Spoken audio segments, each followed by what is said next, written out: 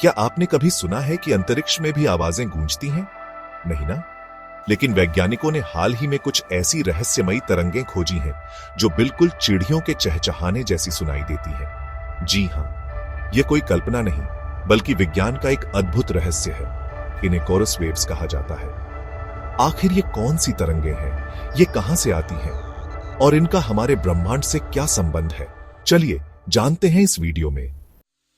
हमारा ब्रह्मांड रहस्यों से भरा हुआ है और यह उनमें से एक है। जब वैज्ञानिकों ने अंतरिक्ष में कुछ खास तरह की रेडियो तरंगों को रिकॉर्ड किया तो उन्होंने पाया कि यह बिल्कुल किसी पक्षी के चहचहाने जैसी आवाजें निकाल रही थी। इन तरंगों को वैज्ञानिक भाषा में कोरस वेव्स कहा जाता है और ये प्लाज्मा तरंगों का एक हिस्सा होती है। लेकिन ये आवाजें बनती कैसे हैं? इन आवाजों की उत्पत्ति होती है ग्रहों के चुंबकीय क्षेत्र में। जब तेज गति से चलने वाले इलेक्ट्रॉन्स किसी ग्रह के चुंबकीय क्षेत्र से गुजरते हैं तो वे ऊर्जा छोड़ते हैं। यही ऊर्जा प्लाज्मा तरंगों में बदल जाती है और हमें ये चहचहाने जैसी आवाजें सुनाई देती हैं। ये तरंगे मुख्य रूप से पृथ्वी, बृहस्पति और शनि के आसपास पाई जाती हैं। अब सवाल ये उठता है कि वैज्ञानिक इन तरंगों का अध्ययन क्यों कर रहे हैं?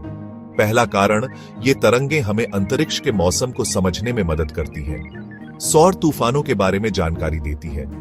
दूसरा कारण, ये पृथ्वी के वायुमंडल और रेडिएशन बेल्ट पर असर डालती है। तीसरा कारण, अगर हमें ऐसी तरंगें अन्य ग्रहों पर मिलती हैं तो वहां के वातावरण और संभावित जीवन के बारे में संकेत मिल सकते हैं।